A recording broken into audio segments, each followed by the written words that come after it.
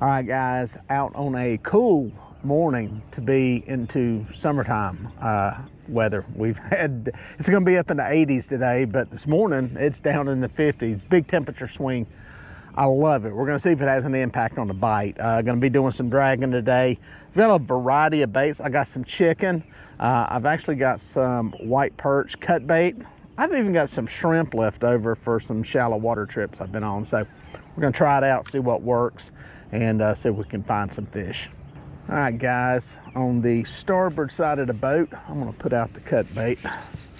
This outside one, let's put on a piece of cut white perch, just a little gut pocket section here. Got hooked. I did not scale these. Might should have. Nice, good hook exposure. You want to see a lot of hook. I've noticed that on some guide trips with people. They didn't realize how much of the hook I had showing. And yeah, a lot of hook exposure with circle hooks. Boom. That one out there. We're gonna run the alpha boards again today. And we've got some Catfish Pro rods. They're reels, all bait caster gear today. Just for the record. Get this one hooked up here, get it out. Gonna be trolling about a half a mile an hour. I'm prospecting, I'm fishing a place I don't normally fish. So I got a day off from guide trips today, so I'm doing a little bit of looking around just to see what's going on with the fish. So again, an area I don't normally fish. We're gonna see if there's some in here. Tell you what, let's do on this one. Let's cut a piece of this old shrimp off of here. I'm gonna put it on this one closest to the boat without a planer board. Thing is with shrimp's a great bait, but it comes off the hook very easily with very little hit. So nice chunk of bait. Ooh, that's pretty. Everything in the ocean and freshwater eats an old shrimp. So we'll put this one straight out the back of the boat. Starboard side will be cut bait. Port side will be chicken. Normally I do it the other way, but I started off bad this morning. Boom. There we go. So we've got some of that. Oh, doing a good piece of bait. Got some old chicken meat. We love some chicken meat. Y'all know that. Again, small piece of chicken. If they're eating the chicken, they're eating mussels. And if they're eating mussels, they're not feeding on massive pieces of bait. Not that you can't catch something on a big piece of bait in this area, but that's just kind of how it works out and shakes out. Take the clicker off on that one. That baby out the back. Boom. There's a chance I could have a hitchhiker on this rod. I think I do. Got one on the chicken side. I saw the rod bop a second ago. I think it's a small fish. It's okay. We don't discriminate. We do not size shame our fish. Let's see what we got here. I don't think it's a monster, but hey, you know what? It's gonna get the skunk out of the boat at least. Liftable, yeah. Making sure I can get him in here so you can see him. Sometimes when I flip him off at the side of the boat, people are like, oh, you didn't catch the fish. You don't listen. I'm not pulling a net out for a fish that size. More trouble than it's worth, digging them out of the net. We got one. Get him back. Well, there's fish number one, channel cat. Not a giant, but a fish. Got the clicker going. We clicked off number one. Got the skunk out of the boat, and we got a fish. Yeah, chicken, you know, you've seen me use it for a while now. I just use plain chicken. You can do the Jello treatments and the Kool-Aid treatments if you want to try it. I just stay away from it because it gets sticky, kind of nasty on the rods. But I think the stuff works, as I've said many times. I think there's some correlation to the fish eating on mussels and not eating a lot, not eating big baits. We've got cut bait out on one side of the boat, so the option is there for them. But they're hitting on the chicken, and I think there are times when they frequent it more than other baits, and you know, I think it's when they're not gorging on a lot of big stuff, you know. So it is what it is. There are places for it, there are areas for it, there are styles of fishing for it, and it will put fish in the boat. It will put big fish in the boat. We had one on a guide trip yesterday, the biggest fish of the day. over 30 pounds, came on a piece of chicken, and it was out there mixed up with cut bait. So it does work. Is it something you're going to want to use when you're targeting flatheads anchored up on a brush pile? Maybe, probably not, simply because those fish are in there feeding on something else besides mussels. They're usually gorging at that point. They're actively feeding. But when you're in an area and they're browsing, grazing, that kind of thing, which I think is what goes on in these situations, it's a good bait to have. So we've got it out on one side, we got the cut bait on the other. We'll see what happens here, see who wins. Guys, I just got that one rebaited and back out there, and I think, yep, I got one on the outside planer board. Yes, sir, hooked up. Another chicken bait. See how big this one is. I think this one's got a little more size to it. We will gladly take that. Yeah, like I was saying, these fish feed on this stuff for some reason, and I think there's a correlation with the mussels that they're feeding on. And generally, they're not hitting cut bait when they're hitting this stuff. So I was saying I had a guy trip yesterday, and lady got her personal best, 31-pound blue on chicken. We had cut baits scattered out. Knocked that one into gear, it ain't even out yet. And had cut baits, and we had chicken on one side. The bite had slowed a lot. Pour it out of the way.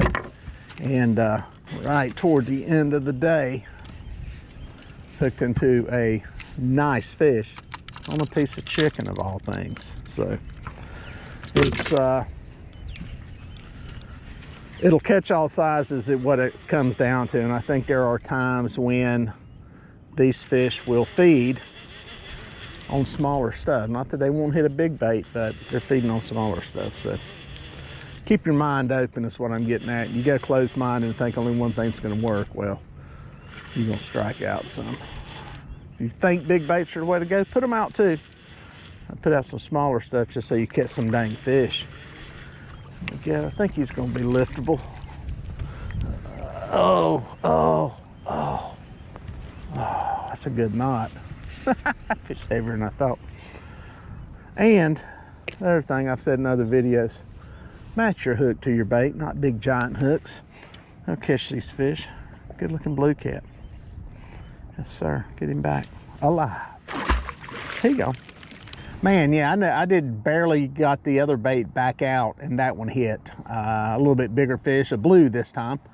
And he was on the outside planer board again on a piece of chicken. So there's some fish feeding anyway. We got a couple of them here. Marking pretty good number of fish on the sonar. It's, you know, they're through here. We're right before sunrise, right at sunrise. Sun's just coming up. So we'll see what the deal is with the bite. Got fish jumping over here behind me. The thing we've noticed on some of these guide trips recently when I take people out is that, you know, some days they're hitting later, some days they hit early, and you just kind of have to be on the water. I like being out here for the sunrise. God only gives you so many of them in your life, so I'd rather spend them on the water than sleeping in bed and sleeping through them. So I get out early, see what's going on, see if it's an early bite or if it's a late bite. Either way, it's a beautiful time to be out here. So we'll see if the lake gives us another one. Guys, got one going on the cut bait. That's a cut bait bite. Made a pretty good pull down through here. Probably been about 20 minutes since that last fish, maybe 30. And marking a lot of fish. Had a bunch of shad, schools of shad come up behind the boat. So that's the first one we hooked into here in a little bit. Is he liftable or not? He's gonna go, if he goes to this side, let's see what we got. I prefer not to net him. Ooh, he feels heavy. I'm gonna go to the other side. Oh, there he is. Get him over on this side. I may try to net him. Come here, big boy. Because I know y'all want to see the fish, right? So hard to boga grip them on this boat. And my Catfish Pro fish grippers have a pretty big gripping mouth on them, so it's kind of hard to get it in their mouth when they're down there. Fine for a picture, but Got him, another blue, reasonable size, not a giant. Hit the old, actually that was on the shrimp. That was on that piece of shrimp I put out. That was the one straight up behind the boat. Nice looking fish. Yes, sir. Yes, sir.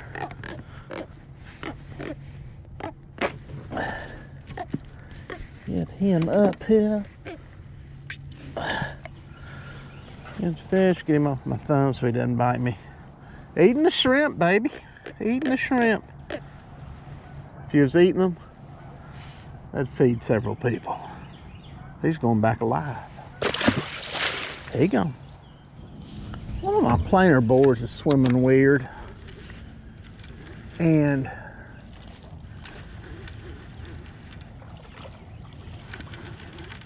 I'm not sure what we got here. Let's see.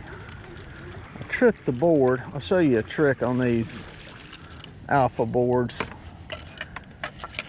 If you see how the arm's folded over, if you don't lock the arm in and kind of jerk on it, you can flip the board. One of my peeves with the boards is they're hard to pull in with the arm deployed.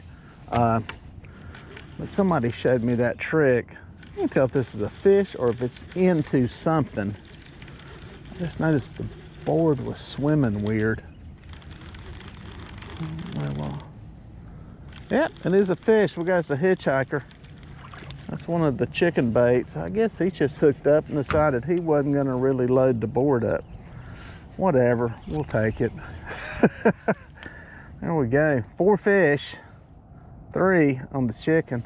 That one snuck on there. I was actually getting ready to check some baits. I try to keep an eye on the shrimps or the chicken baits, just because they are soft and they pluck off pretty easy. And saw that. That's interesting. He just pooped out something. Look at there, little bitty mussel shell. See what he's pooping out? He just pooped that out in the boat. These are little bitty mussels. Look at that. That is why, guys, I say the chicken works. See that little bitty stuff they're eating right there? Keep him back alive. That's what it is. My theory, I'm telling you, I think that's why they hit it. Yeah, sometimes those fish will hit a bait and they're just not in an aggressive feeding mode, and they'll hook up, and if they're smaller, they'll go for a ride. So that one, I don't know how long it had been on. I just know the board was not planing correctly.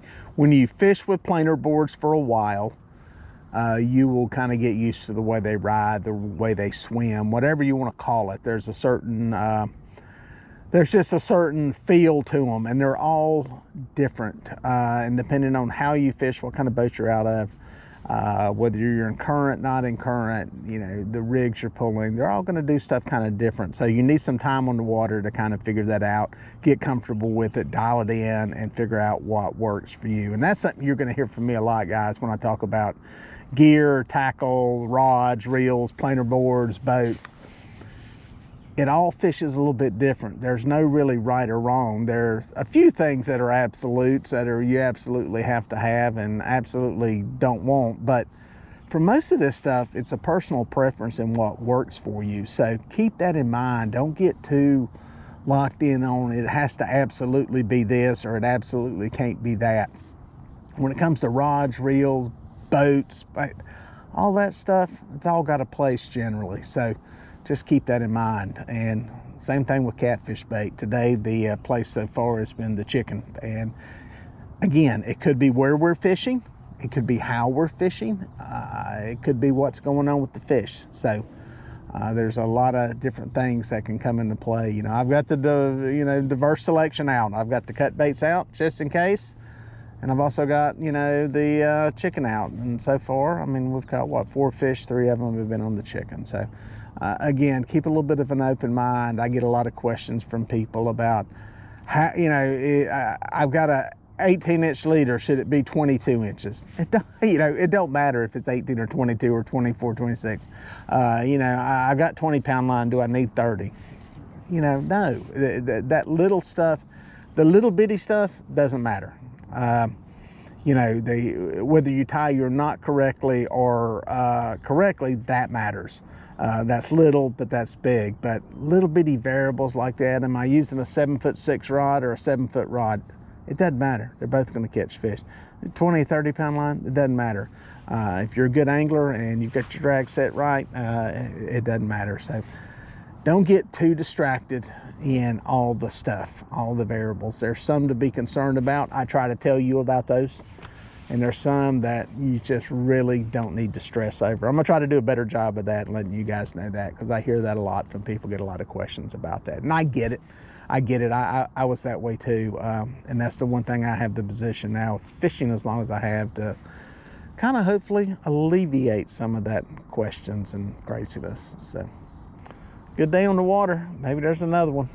I can't tell if this planer board got a hit or has a fish on it.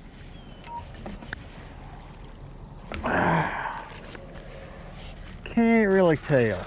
I'll check it and see. Maybe a fish. It's one thing about these boards, it's harder for me to tell when there's a fish on here with these. That's not,